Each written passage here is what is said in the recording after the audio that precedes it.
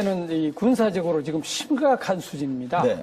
이미 그 전술 핵무기 개발 가능성까지 이미 확인이 된 거고요.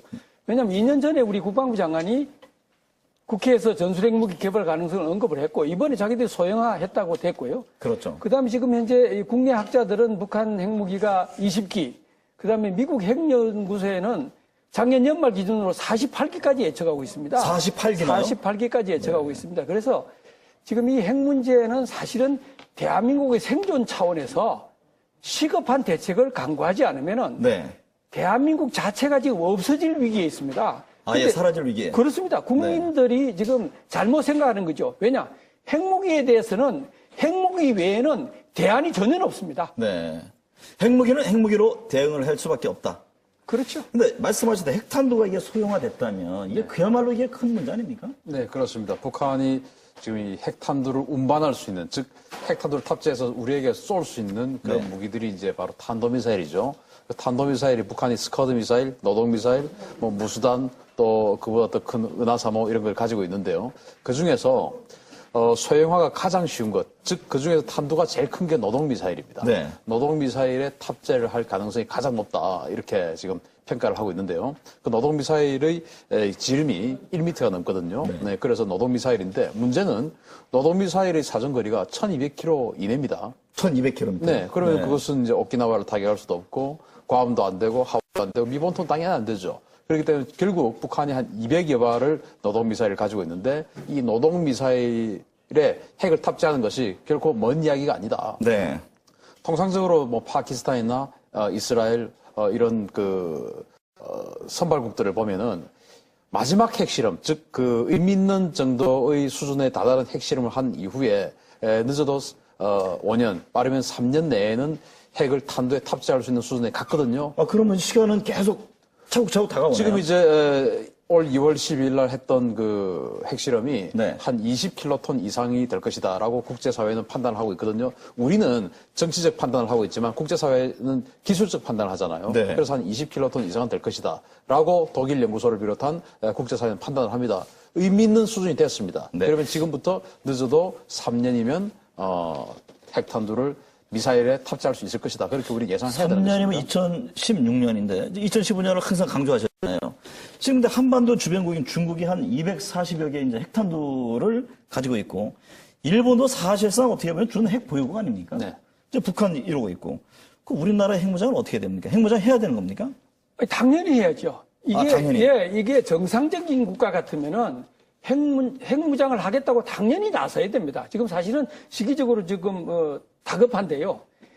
그러니까 다른 사람들 이야기는 대한민국이 핵무장하면은 경제 제재를 받아서 엉망된다 하는데 논리가 있는 겁니다. 네. 왜냐하면은 지금 미국이라든지 중국이 지난 20년 동안에 노력 해본 결과 핵무장을 막지는 못한 겁니다. 그 다음에 유엔에서 4번 그 제재를 가했잖아요. 네. 그래도 못 막은 겁니다. 그러니까 우리만 돈 13억 불 날리고 핵인질이 된 거죠. 그리고 두 번째는 뭐냐면은 북한이 분명히 이번에 3월 달에 서울을 핵으로 공격하겠다고 선언을 한 겁니다. 네. 예.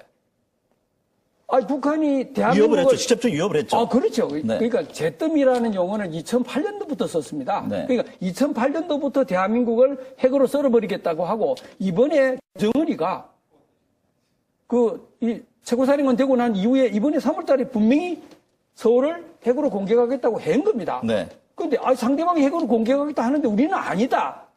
이거는 안 된다는 거죠. 네. 그러니까 핵으로 공격하는 데 대해서는 핵무기에는 억제력이 안 되고. 신 대표님도 같은 견해세요? 저는 제동님하고 조금 그 부분에서 다른 네. 견해인데요. 저는 사실은 지금 제일 위급한 것이 한미 원자력 협정 개정에 성공을 하는 것이다라고 네. 생각을 하고 지금 이제 방금 그 앵커께서 일본이 준핵 보유국이 아니냐라고 말씀을 하셨던 것이 바로 그게 일본의 내공입니다. 네. 우리는 지금 자체적인 탄도미사일도 없고요. 지금 자체적으로 탄도미사일 개발도 하고 이제 시작을 하는 그런 단계고요. 플루토늄도 없습니다. 그런데 일본은 그 원자력 협정을 미국과 개정을 했기 때문에 지금 현재 바로 그냥 돌입해도 300발 정도의 핵 무기를 만들 수 있는 프로토즘을 가지고 있죠. 네. 그래서 그게 바로 일본이 무서운 건데 우리는 그런 자산이 전혀 없이 핵무장만 하게 되면 결국 한미 원자력 협정 개정에 실패할 것이다. 우리도 그렇게 차근차근히 준비를 해야 그렇죠. 된다. 그래서 저는 전략적 침묵을 네. 하자라는 주의입니다. 지금은 전략적 침묵할 때다. 그렇습니다. 네. 북형 미사일 방어 체계 KAMD. 이 KAMD로는 사거리 1000km인 북한의 노동 미사일을 요격하는 게 거의 불가능하다라는 주장이 제기가 됐죠. 자, 북한이 이 미사일에 여기는 핵탄두도 실 수 있는 미사일이거든요. 핵탄두를 실어서 쏜다면 발사 뒤에 한 11분이면 불과 11분이면 서울이 초토화될 수 있다라는 상상하기도 싫은 끔찍한 얘기입니다. 미사일 얘기입니다만 워낙 중요한 얘기이기 때문에 간단하게 저희들이 정리를 해드리도록 하겠습니다. 자, 우리의 미사일 방어 체계는요, 주로 북한의 단거리 미사일을 방어 체계로 삼고 있습니다. 그러니까 장사정포 같은 사거리 한 200km짜리가 날아오면 우리는 이쪽에서 패트리어트 미사일을 쏴서 중간에 요격을 시킵니다. 이게 우리의 그 팩3 등 패트리어트 미사일 체계인 것이죠. 그래서 주로 대부분 요 패트리어트 미사일은 단거리 미사일 위주로 만들어져 있습니다. 그런데 사거리가 1000km에 이른다는 이 노동 미사일을 쏠 경우에는요, 날라오죠? 사거리가 1000km입니다. 날아갑니다.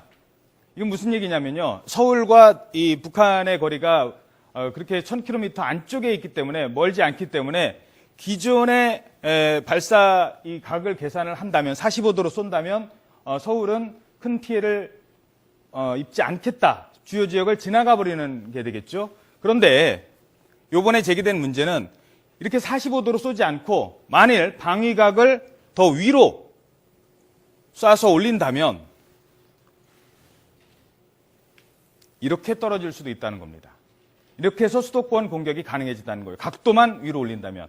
게다가 이렇게 쏠 경우에는요, 떨어질 때 가속도가 붙습니다. 그래서 더 빨리 떨어지는 거죠. 막아내기가 더 힘들 수 있다는 겁니다.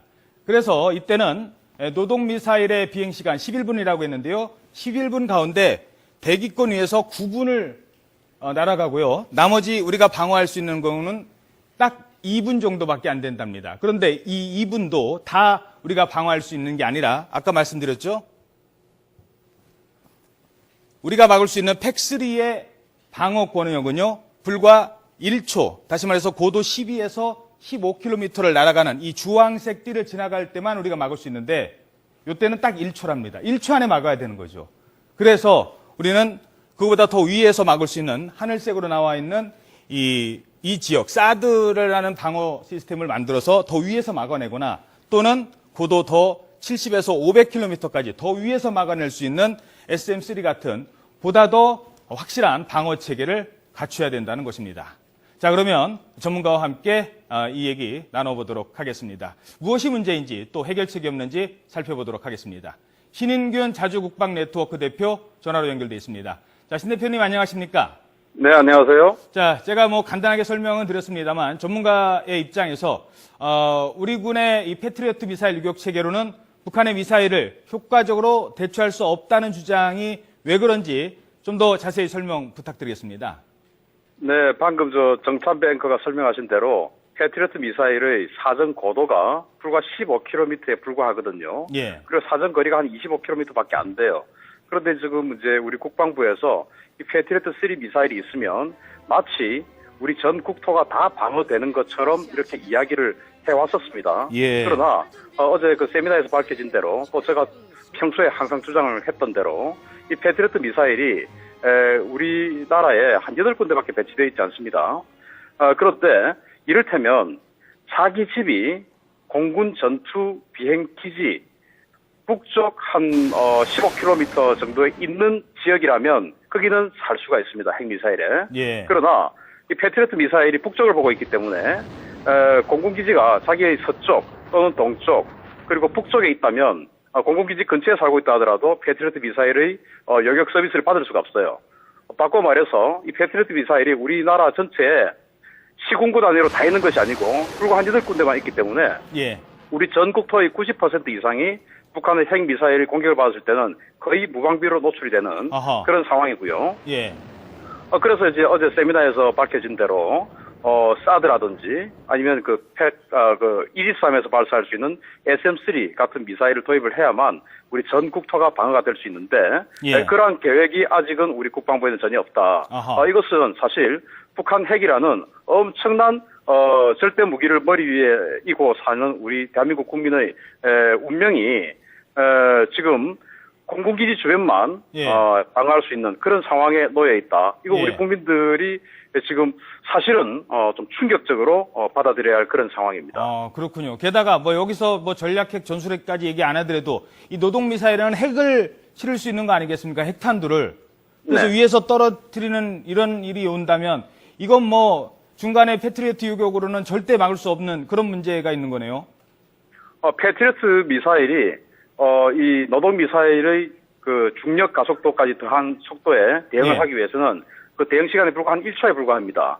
그리고 사드 시스템은 예. 한 45초 정도에 대응할 수 있는 시간이 있고요. 예. 그리고 이제 해군이 가지고 있는 SM-3 미사일은 한 288초 정도의 대응 시간이 있는데요. 예. 문제는 이 사드 같은 경우도 아직은 뭐 도입 계획도 없습니다만은 사드는 사정거리가 한 200km에 불과하기 때문에 이 사드를 도입한다 하더라도 우리 국토 전체를 방어하기 위해서는 한 3개 정도의 기지가 필요합니다. 이를테면 충북권 하나, 그리고 전라권 하나, 영남권 하나 이런 식으로 필요하죠. 예. 근데 사드 한 개 포대의 가격이 최저 2조 원에서 최대한 3조 원 정도 됩니다. 예. 그러면은 결국 사드로 우리 전 국토를 방어하려고 하면은 한 6조 원에서 9조 원 정도의 예산이 들어가게 됩니다. 예. 그런데 이제 이렇게 한다 하더라도 울릉도나 제주도 같은 도서 지역은 전혀 방어가 되지 않고요. 그리고 이제 또 그렇게 지상에 3개의 포대를 배치한다 하더라도 한 90% 정도의 면적이 방어가 됩니다. 예. 그 반면에 해군이 가지고 있는 이지스함에 만약에 SM-3 미사일을 탑재를 하면 예. 이 SM-3 미사일은 사정거리가 한 1,500km 되기 때문에 예. 전 국토를 다 방어할 수 있죠. 이 SM-3 미사일 시스템의 가격은 우리 이지스함 한 척당 한 32발의 SM-3를 탑재해주고 또 이지스함이 그 SM-3를 유도할 수 있는 시스템으로 업그레이드를 해주면 그 가격이 한 1조 8천억 됩니다. 예. 그래서 전 국토 이것은 이제 울릉도 또 제주도 포함한 우리 전 국토를 방어할 수 있는데 이런 그 해군의 이지스함에 SM-3를 탑재해서 전 예. 국토를 방어할 수 있는 유격 체계를 할 것이냐 아하. 아니면 공군에게 사드를 사주어서 한 전 국토의 한 90% 정도를 방어할 수 있는 체제를 사줄 것이냐 뭐 두 개 다 하면 좋겠지만 예. 하나를 선택한다면 가장 확률이 높고 가장 저렴한 비용으로 우리 국토를 방어할 수 있는 시스템이 선택돼야 되겠죠.